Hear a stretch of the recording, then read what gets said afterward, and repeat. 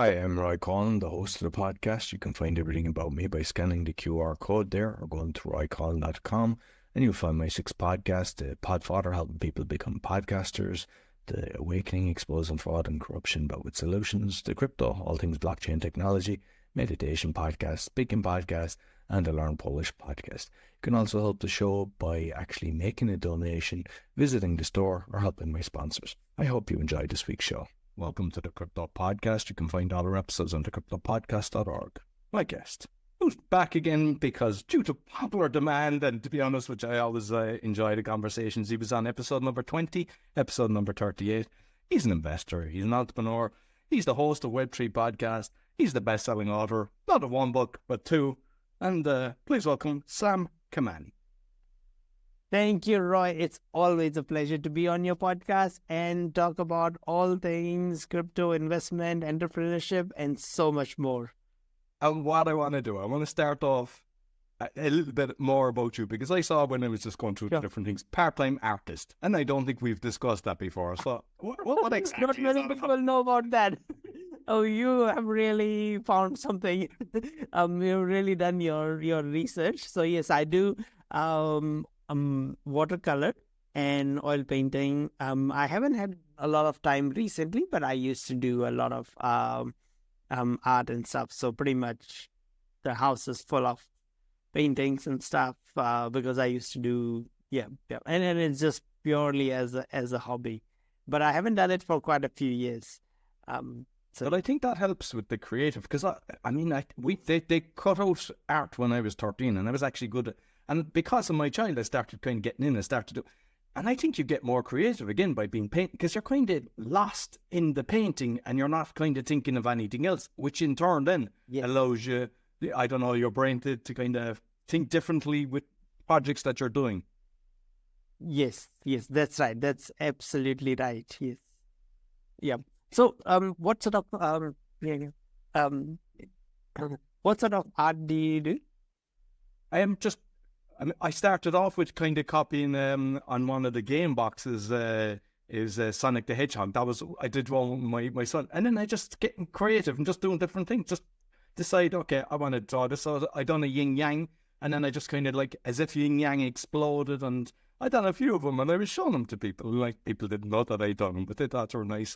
But I find that it's enjoyable, and one of the guys that I had on the show, and I started looking at his course. It was like with oils and different textures and stuff like that you can mix things and just putting it down and splattering, and you get some beautiful effects. So I know I have to get more creative and learning, and I'd love to kind of do a course on how to paint properly. So. But sometimes maybe if it's too structured, you take away the creativity. So, but the main thing is, I have plenty of canvases and paints, and just to keep doing it. Because like you, I was doing it for a while, then I stopped, and I know I enjoy it, so I have to get back into it and start, painting again. Yeah. Let me just share you one more thing about. So I both my parents are artists, so my house was full of artwork and like growing up, there was never a shortage of art supplies and books of all the great artists, and so I could draw realistic style things from a very young age because I had so much exposure at home, and they ran art classes, so there was always other students and kids learning art and stuff at my home, so that came naturally. I didn't kind of in the blood. So, but I do it only for fun, not for not for commercial reasons, just to relax. And I started doing that. I left it for many years, and then I started doing that when work was very stressful. When my first startup or business was in middle of a exit, and so that took those negotiations took like 8-9 months or 10 months. So that was a very stressful time. So that's when my wife was like, okay, you need to do something to relax. And so I started doing art again because of that. So I'm not sure there's 2 or 3 successful exits that you've had. Just 2. Yeah, 2. I mean, don't say just 2. Some people have none. So it's not just 2. And then first was financially successful. Second one, we already had investors. And so we had to return. So second one was very good exit when it comes to learning about all things about how venture capital works and how investing and exiting and those type of things work in the tech sector. And so it was very good in that form. However, it wasn't as financially rewarding as the first exit, but still a very good experience. And the good thing was it was kind of like an acqui-hire, you can say. So pretty much all the team members got a role in the next company. So everyone in the company got a role in the new firm. So which was a very good outcome for all the team. They're very happy about that. Like, because sometimes people are creating something in blockchain technology, and it's not that they want to change mankind and just keep doing it for the rest of their life. A lot of them, it's kind of for financial rewards and have an exit strategy. But you mentioned you were kind of stressed and everything like that. So what things would people not know? Because sometimes they just think, I'll sell this, somebody wants to buy it and sell it. So what kind of loopholes did you have to go through that you weren't prepared for that caused the stress? Okay, so it's like, especially this is for funded startups. So if you are taking funding, if you are taking investment, you have to look at the terms and conditions of the investment that you have taken. You have to read the fine print, which of course people don't read or don't focus on. And those fine print get really looked at the time of an exit. So there might be a clause that the investors get paid first plus 20% or whatever that might be. So that needs to happen first before everyone else gets paid. Or there might be, you might have creditors, you might have debt, you might have to settle a lot of things. You might have contracts for your office, your real estate, which you cannot get out of, which you have to or lease periods for all sorts of things. So you might have to go through lots and lots of things and make sure that all the liabilities are taken care of. Everyone has been paid before the founders can be paid. Often it ends up that founders are the last people to get paid, generally. So when people are getting investments, because at the start they're all excited and they'll take any money. And a lot of the time they make the mistake of actually diluting too much. What's the best strategy? Because do you take in enough to kind of keep you going for 1 year? Because sometimes people, they try to get as much as they can and they dilute. And then in the end, sometimes they're even kicked out of their own company because they lose the majority shareholding. From your experience, is there a strategy that works better? I mean, obviously each company is different, but for those that are the inventor or say the creator of a company, how should they protect themselves when they've got people that are ready to throw money in? Yeah, so I have lots of thoughts on this. So the thing is that the reason why we did exit in the second startup is because we had already diluted quite a bit. So we could no longer do more rounds of funding to keep raising capital, whereas our competitors, they weren't as diluted, so they could keep raising more and more capital, and also that they were based out of San Francisco, our competitors, and we weren't. We were based out of a very small market, that even though we both had users all around the world, all around the planet, but where you are based, you end up building networks there, or especially this is 2016, 2017. And so what happens is that you build the networks there, and then the amount of capital and the valuations you get in San Francisco or Bay Area, as they call it, is they're much higher than what you would if you are based in a smaller market in a remote part of the world. So even if you're based in US in a different area, you would raise a lot less capital compared to being based out of San Francisco or New York, because that's where the VCs are, that's where the investors are. So it depends a lot. Your geographic location matters in when it comes to raising capital. So say if you're based in a remote part of Madagascar or somewhere, it's very hard to raise capital because a lot of these decisions are still done human to human, person to person. and they are investing in the founders more than anything else. So you have to be in contact, you have to build a network and stuff. So we didn't have the network. This is when the company started, the second startup, and we raised from local angels and local investors who tried to squeeze as much equity out as possible from the startup. And so basically they end up getting 60% of $100 instead of 6% of $1 billion.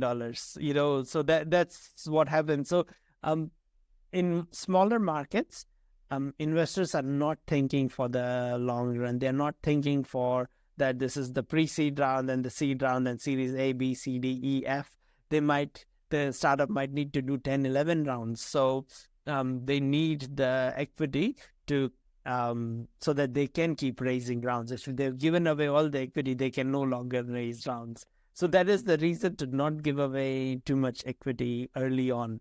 And that's also the reason to find the right investors, which is extremely hard, easier said than done, so that they don't try and squeeze you early, and the end result is everyone fails. It's you have to find someone who believes in you, and it's a win-win relationship.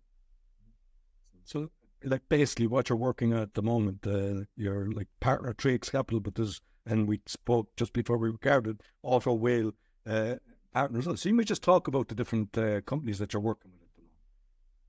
Yeah, sure. So at the moment, one of the key things I'm doing is my podcast, which is Web3 with Sam Kamani. I've interviewed around 250 different founders and VCs and people like Vitalik and lots of different founders of pretty much nearly most of the L1 blockchains or L2 chains or protocols or some of the largest funds.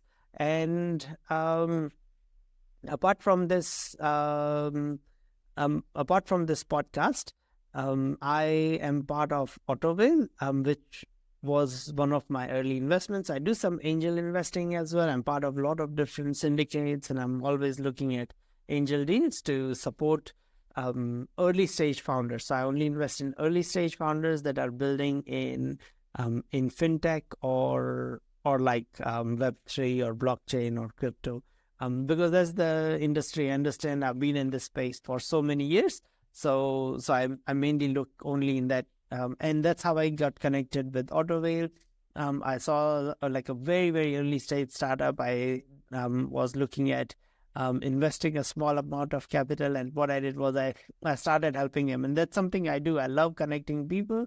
So I started connecting them with sales and started connecting them with investors to help them raise to complete their angel round and stuff. And then it started doing quite well. And my role kept growing to a point that now it is a full-time role at a co-founder level, and helping the startup grow.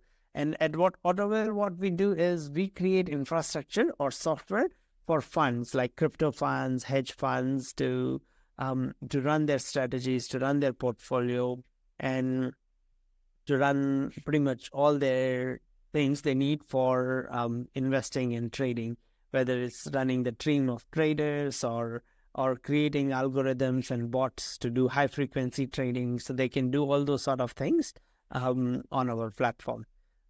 But it's mostly like hedge funds where they were already using, say, something like a Bloomberg terminal or something to trade equities like stocks and other bonds and other things. And then now they want to start investing in, say, Bitcoin or Ethereum, or start trading some of these things and investing over time.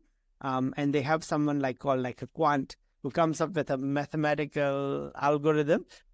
And based on that, they want to trade or invest. And then they still need a system to do that. So our system provides that thing where they can input their strategies, and then our system goes and connects with 40 plus exchanges, and then it does all the trading, and then it gives access to their different traders to do that and all that. So yeah, so that's in short what I'm building at the moment.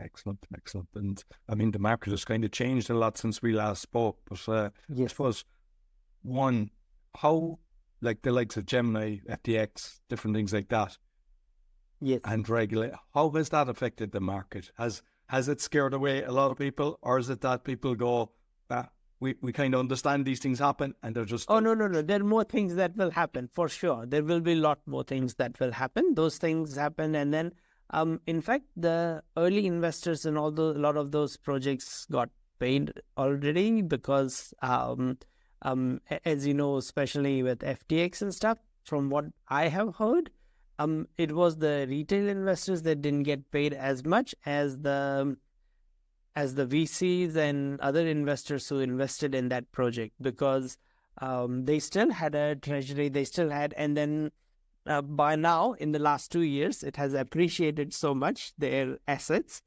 digital assets, that pretty much people didn't lose money in the end out of that. Who did lose money was people who were trading and using it as there are a lot of people who use it for long-term investment, and they are fine. Like people who are investing in whether it's Bitcoin or Ethereum or Solana or some of the more well-known projects. But there were a lot of projects that people invest in just for the sake of making a quick buck. And those are the people who often get burnt. And a lot of them now, this time around, they know. So like anyone investing in meme coin, most of the meme coins, everyone thinks that they will get to sell it at the top. No, everyone knows that this is just for fun. This is just, they call it gamblify or like it is like gambling. So and just like there are casinos all around the world, and there is like sports betting and those type of things exist. So it is meme coins are very much like that. They are just like a joke coin, or they're like meme stocks or penny stocks, in the traditional world. So anyone trading in meme stocks, and anytime this type of a market downturn happens, all of them get wiped out. And the reality is, as you know, that it is, everyone has predictions and you can look at all the data you want, but you never exactly know when the downturn is coming. And everyone thinks that they will get 1,000% return and they will sell at the top, buy at the bottom and sell at the top, which is so much easier to say than to do. And those are the people who got burned, and then they will still get burnt again. There are millions of people playing the meme coin game or meme coin market, and most likely they'll get burned whenever there is a next downturn in the crypto industry. And now the crypto industry is very much tied to the traditional finance world. So it used to be that you would invest in crypto to hedge against the traditional finance world, but now they have both merged in a way because of like Bitcoin ETFs and stuff. So you say if you are in US and you have a 401k, you generally it is managed by someone like Vanguard or Blackrock or JP Morgan or one of these large banks. And all of them now have a Bitcoin ETF product where they diversify their portfolios and buy some of that. So anyone who's working in US and has a 401k, indirectly they own Bitcoin, they own Ethereum, they own digital assets in crypto. So it's become mainstream now. So pretty much the same story goes all around the world, because most of these funds are diversifying and have some exposure to digital assets. And that's why now you can no longer diversify. You can no longer think that, oh, if S&P 500 goes down, at least I have crypto that will go up. But the chances of that also mimicking or running in parallel together with S&P 500 is pretty high now. So, yeah, so that's just like what we've seen a lot of there's been a few massive errors made in a crypto transfer where the person either got scammed or lost their money. If this happens to Vanguard or Blackrock, is there an insurance that protects you as the investor, or is it tough? You invested in us and somebody in the company made a mistake and just kind of sent it to the wrong wallet. The thing is that when you own crypto on your own, when you do self-custody, you own it. No one else owns it. No one else has the right. It is with you. No one can steal it. Even the government cannot. The only person how you lose it is that if someone sends you a forged email saying that I'm from this whatever, could be a phishing scam or something, and then you enter or give your code to them, and that's how they steal it. So phishing, which happens in the traditional industry as well, like in the traditional finance industry as well. People call that, hey, you haven't paid your phone bill or whatever, your tax bill, and pay. This is in the traditional world, it's phishing scams. So that's how people lose it. And in crypto as well, if they have self-custody. Whereas with things with Goldman Sachs, JP Morgan, all these, they are centralized entities.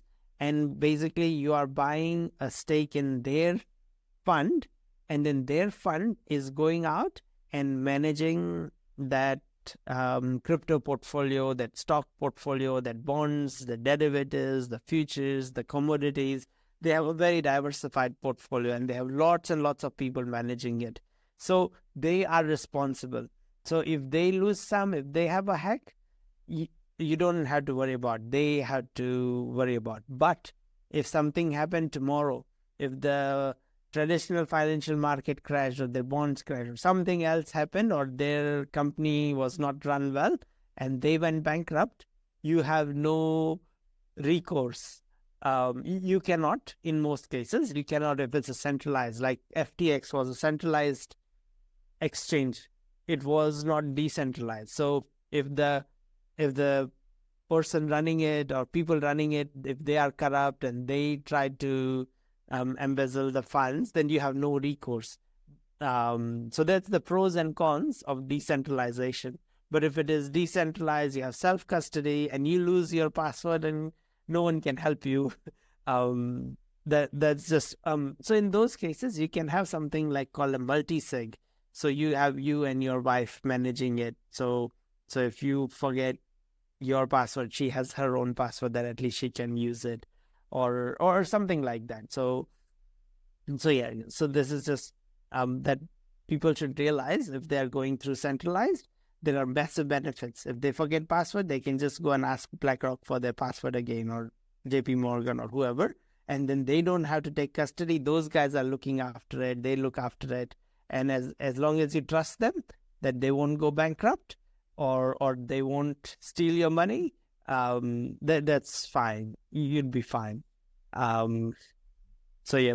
So Donald Trump recently said that the first thing he would do would be fire Gary Gensler. Just curious what your thoughts on when he came up with something like that. I think it is all just politics, and the thing is that now the crypto is it's getting very mainstream. So you would want to say and do everything that will get you votes. So, which is absolutely fine. And like, why wouldn't you? It's like, if you are in a competition, you want to do everything you can to win. So this is just one of those things that you would want to do that would help you win. So we don't know if the person replacing Gary Gensler would be better or worse for the industry, whether it's for crypto or finance or fintech or whichever industry. So we don't know that. So it's very hard to judge and see. But however, what you can see is how the market is responding. So the market is responding very, very positively at this stage to that type of a news. So because people think that anyone else might be better than Gary Gensler. But that's to be seen, we don't know.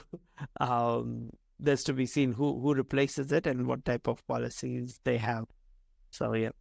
So I know this on a lot of the shows that you've got with episodes, like AI kind of comes into it. So yes, where is AI playing in this kind of the pros and cons regarding blockchain? Okay, regarding blockchain, so basically what blockchain can do is how I see blockchain as a decentralized database, or especially public blockchains, not private blockchains. So it helps you to decentralize a centralized resource.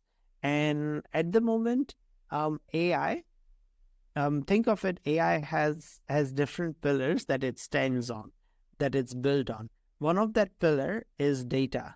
Another of that pillar is energy and resources. So like you need insane amounts of electricity to run AI chips, and you need water to cool down those chips because they generate so much heat. To give you an example, like every time you get ChatGPT to write one email, it takes one bottle of drinking water. So it's like, why does it do that? So first of all, the chips, when they are processing, they heat up just like your phone heats up and it has thermal management. But these chips are working really, really hard. So they heat up a lot more. So they have fans, but that's not enough. Fans are not enough. So they need to run water through the cooling systems to cool these chips down. And when the water runs through, the heat is so intense that is produced that the water completely evaporates. And so it's like, why don't they just use seawater, whatever? It's because the council, the drinking water is cheap, that they can just tap in without paying much charge. So it comes down to the cost as well, because OpenAI still doesn't make money, as in like it's not profitable yet. So so every time you use an email, it will use one bottle of water. That's just how energy intensive it is, and the amount of electricity it uses is really, really intense.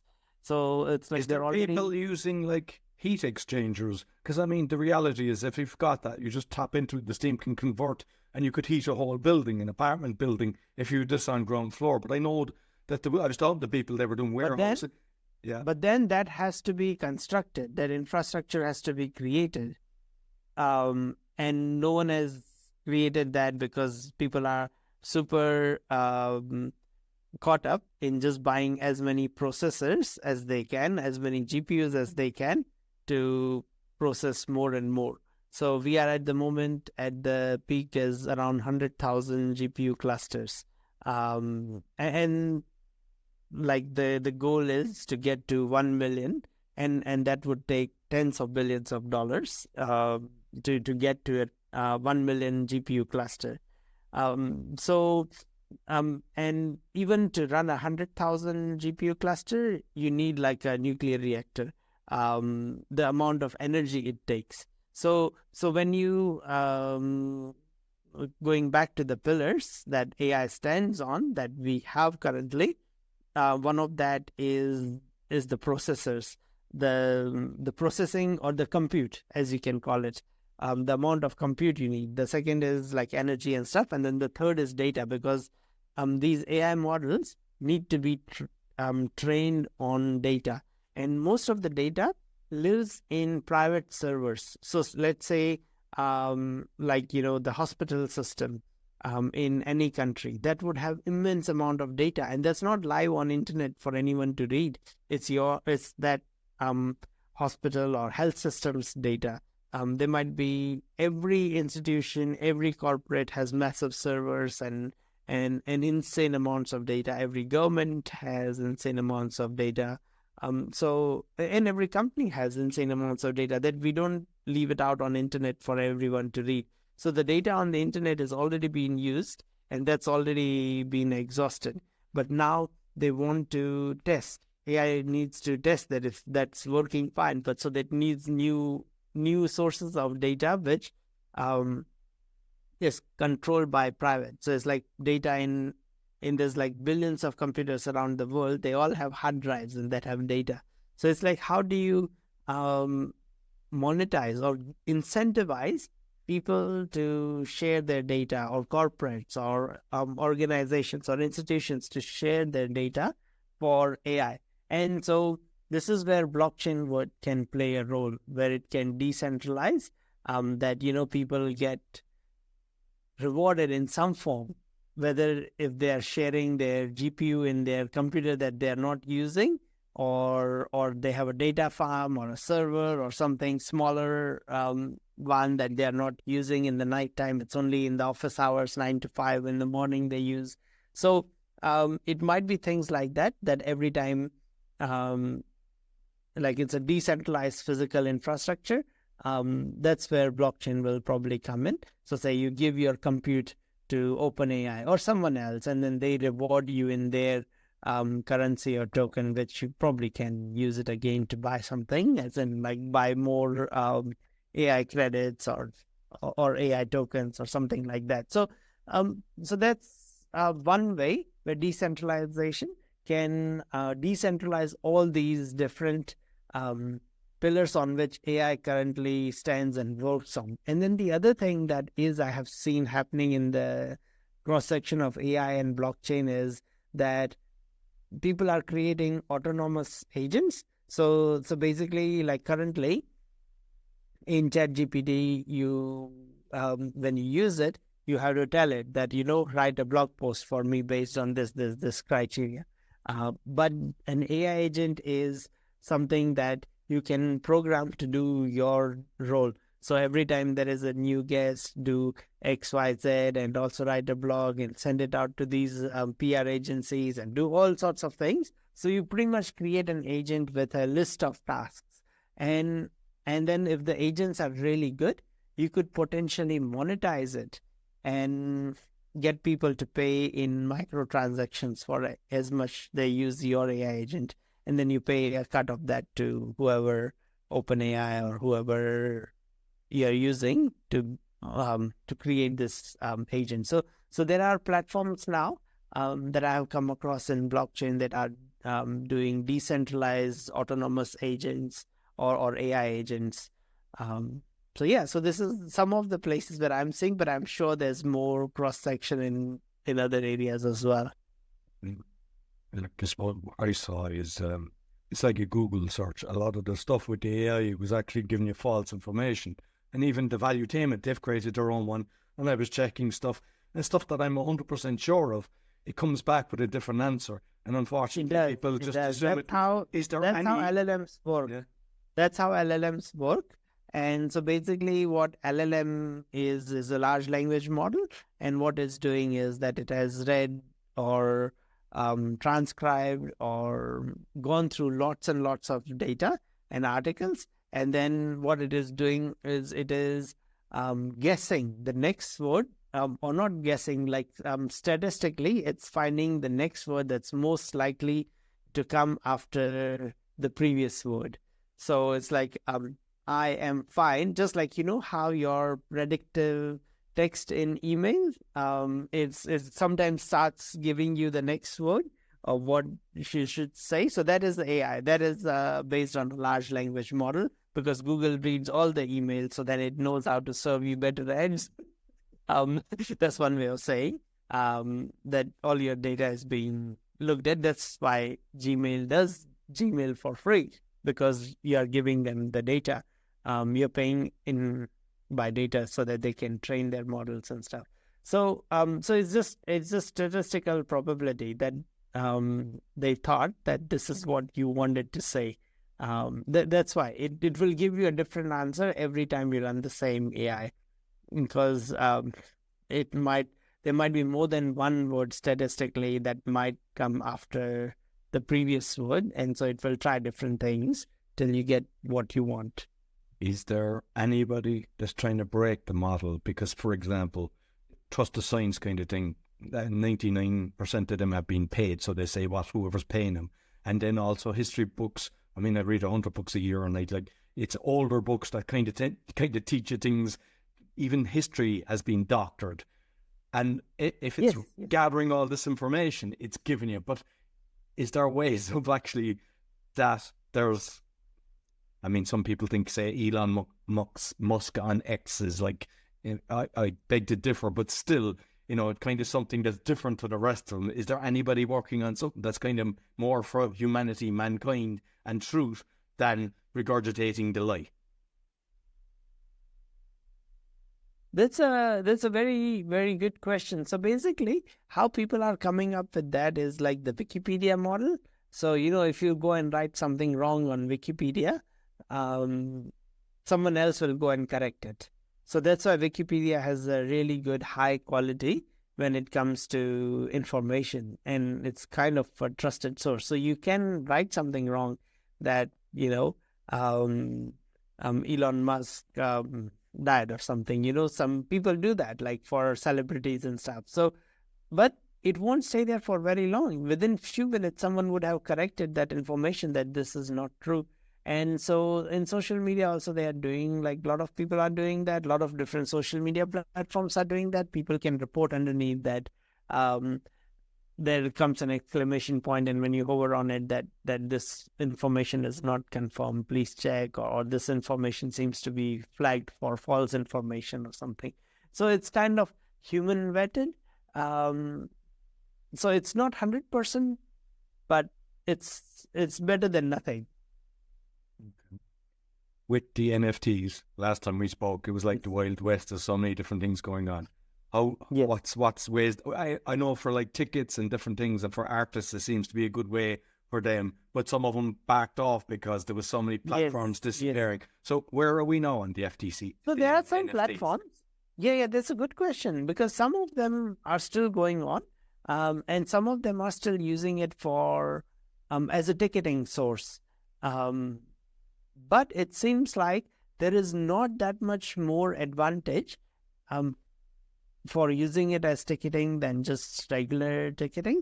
The key advantage is someone I met and I was talking with is that resellability, that you can resell the ticket, and then the original artist can still benefit from it, because they get to choose that every time it's resold, they get 20% or 10% of the cut. So I don't know what's it called there, but in New Zealand it's scalping. Scalping, well, like, Oh yeah, where they buy a load and then they sell it. Yeah, that kind of thing. Yes. So pretty much as soon as, like, say, Taylor Swift concert or someone famous concert goes live, immediately all the tickets are sold in the first few minutes, and most tickets are bought by people who are not even fans. They don't even intend to go and enjoy the concert. They are just buying it so they can on sell it for 10x the price. But in that case, the original artists don't benefit with that. And then often, sometimes the tickets don't get resold, and then it goes empty, and things like that happen. But now they can be resold in a more transparent way, as well as the main artist can still continue to benefit every time it is resold and changes hands. So the ticketing is still a viable use case, and I know some stadiums, like in Turkey and stuff, are using it and stuff for this type of a this type of a purpose. Whereas in the traditional ticketing thing, you just get the QR code, and then and that's it. You can just sell the QR code because it's not going in your digital wallet. You can sell it as many times as you want, and the original artist or creator or original team doesn't get recompensated for that. Good. With the crypto, because there's one friend of mine, and he cleans up with crypto investing. He just kind of, he used trade before, so he kind of has a system in place, and he's kind of going with the gaming ones. That's where he thinks connected with gaming. And I'm just curious your thoughts on that. Yeah, the gaming, we are still waiting to see any. I'm still connected with a lot of gaming projects. We are still waiting to see a game that is fun. As soon as there is a game that is really fun and people are playing because they really enjoy the game, not because they're going to get an airdrop, that will do really, really well. So there hasn't been a game that has been fun. Some of the games had really intricate and sophisticated mechanics to get players by rewarding them with tokens and things like that. But then all of these tokens, if the game is not fun, the tokens are going to go down to zero. So the game has to try many times harder in Web3 or in blockchain, because they not only had to be fun, they had to retain the excitement for a much, much longer period. Otherwise, people just exit, people just sell token. And in the Web2 world, you are not judged as harshly as a game creator. So if you created a game, people bought it, people played it for 3 months, 6 months, they got over it, because everyone gets bored playing the same game over and over again. And then they left. That's fine. It doesn't matter. It's like, but in Web3, the game has a token associated with it, and everyone can see the price of the token, and the token has a much longer shelf life than a game's shelf life. So if the game dies, the token dies with it, but the token is still alive on exchanges, and people can see, and people are going to judge you. The token does well only while people are playing the game and still trading it and stuff. So it is a much harder proposition for a founder. I feel like that. Initially, it's much easier because, you tell everyone that, you play the game, you'll make some tokens, you'll make some real money by playing the game. So they get the initial burst of traffic. But then later on, it gets very challenging to maintain that excitement in a Web3 gaming project. A very valid point. And with that, because you've written 2 books, and I don't have them with me here, but I have bought them, and I like your writing style. Just curious, have you any other books in the pipeline? I do want to write on the Web3, but the thing is that the industry changes so fast that anything I write will be outdated very, very fast. Whereas in the first book, which is on building a startup really fast, even if it was written and published in 2019, it's still very relevant, as in on building a startup, on growing a startup, and most of those things are still relevant. And the second one is about how to pivot your startup. And so those are like everlasting, not everlasting, but have a much, they're useful for a lot longer. Whereas if I write on a topic in Web3, the whole Web3 industry would look very different by next year or in 6 months' time. So I'm still deciding on what topic to write on. Just finally, I mean, you mentioned like 250 interviews that you've done. There's and I mean, I actually enjoy your podcast as well. The style that you got. Thank you. What have you actually, with a guest or whatever? Was there anything that kind of made you go, "Ooh, I didn't know that was actually very interesting," and you can see him making a change? Was there any that kind of stuck out? Yeah, actually, it was just one of the most recent interview. And it was something very technical. I'll have to listen to that interview again. And it was very technical that I didn't think about in that interview. And another thing is just like the what I shared about the AI. A lot of the things, it is from interviewing founders on AI that I learned about from them. Listen, Sam, thoroughly enjoyed the conversation as always. Look forward to getting you back again. You might let the listeners know where they can find you. Sure, it was absolutely a joy and a pleasure to talk with you. They can find me at Web3Pod, so WEB Web3 POD for short form for podcast, web3pod.xyz or XYZ, and yeah, Autowhale.io. You can find me at any of those two websites, or just search for my name, Sam Kamani, Kamani. Or if you just Google me, you'll see lots of stuff about me in pretty much nearly every platform. So, so thanks once again for the opportunity. Thank you very much. I'll make sure I put the links both on the audio and the video. That's all from the Crypto Podcast. You'll find other episodes on thecryptopodcast.org. Be sure to give us a thumbs up, 5-star rating, share with your friends, and comment on what we discussed. We love to read your comments. Until next week, take care. So I hope you enjoyed this week's episode. As mentioned at the start, you can find my 6 podcasts on roycollin.com or scan the QR code if you're looking to start a podcast or do a podcasting tour, help with that. Also, if you're looking for a virtual assistant, we also have that service. And you can help the show by visiting the store, supporting our sponsors, or making a donation. Until next week, take care.